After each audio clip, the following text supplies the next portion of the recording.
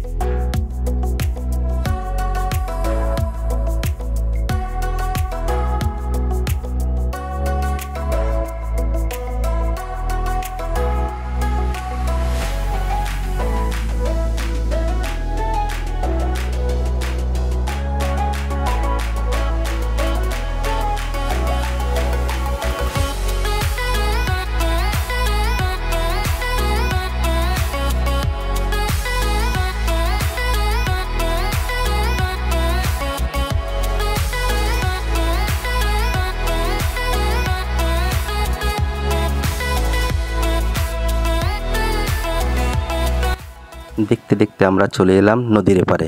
এপারে রয়েছে বরিশাল ইউনিভার্সিটি। চলো তাহলে দেখে আসি বরিশাল ইউনিভার্সিটির সৌন্দর্য।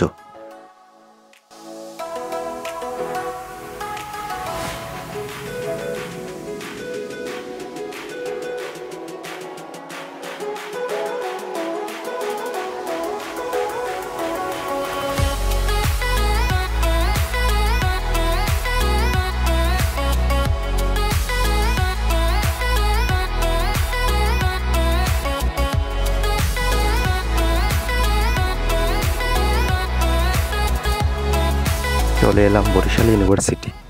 দারুণ ভিউ, জাস্ট ফর ইউ। আমার কাছে ভালো লেগেছে, তোমাদের কাছে কেমন লেগেছে কমেন্টসের মাধ্যমে জানাবা বন্ধুরা। Bye Barishal university.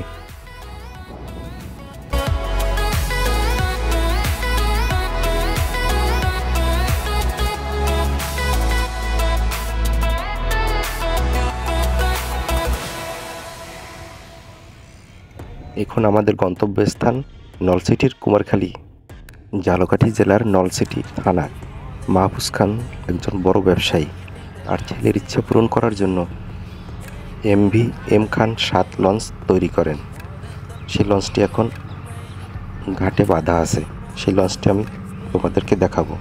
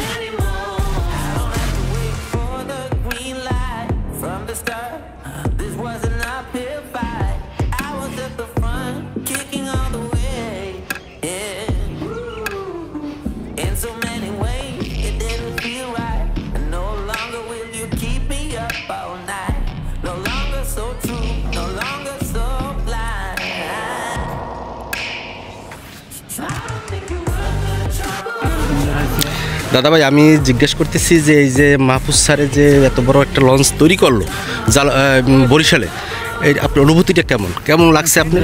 ভালোই লাগছে। এই বরিশালের ভিতরে সিটি মানে লঞ্চ হয়েছে, অনেক ভালোই লাগছে। ভালো লাগতেছে। আপনি দেখার জন্য আসছেন? আচ্ছা, আমরা সবাই এখানে আসছি দেখার জন্য। আপনার বাড়ি কোথায় দাদা? আমার বাড়ি নলসিটি। নলসিটি। তাহলে আমাদের নলসিটির জন্য এটা গর্ব যে আমাদের নলসিটির লঞ্চটি সারা বাংলাদেশে ভ্রমণ করবে। তারপরে যাতায়াত করবে, অনেক সুন্দরই হয়েছে। Thank you.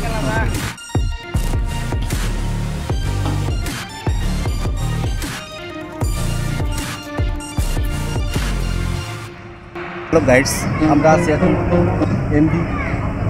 M Khan 7 launch দেখার জন্য আসছি। সেই জালকাঠি থেকে আমরা আসছি। নতুন লঞ্চ তৈরি করছে মাহফুজ খান তার মনের আশা পূরণ করার জন্য, তার ছেলের আবদার রাখার জন্য এম খান 7 লঞ্চটি করেছে। অসাধারণ সুন্দর দৃশ্য দেখার জন্য আমরা এখানে আসছি এবং অত্যন্ত চমৎকার সে লঞ্চটি ডিজাইন তৈরি করেছে। তার এই লঞ্চটি তৈরি করতে প্রায় 1 বছর 7 মাস সময় লেগেছে।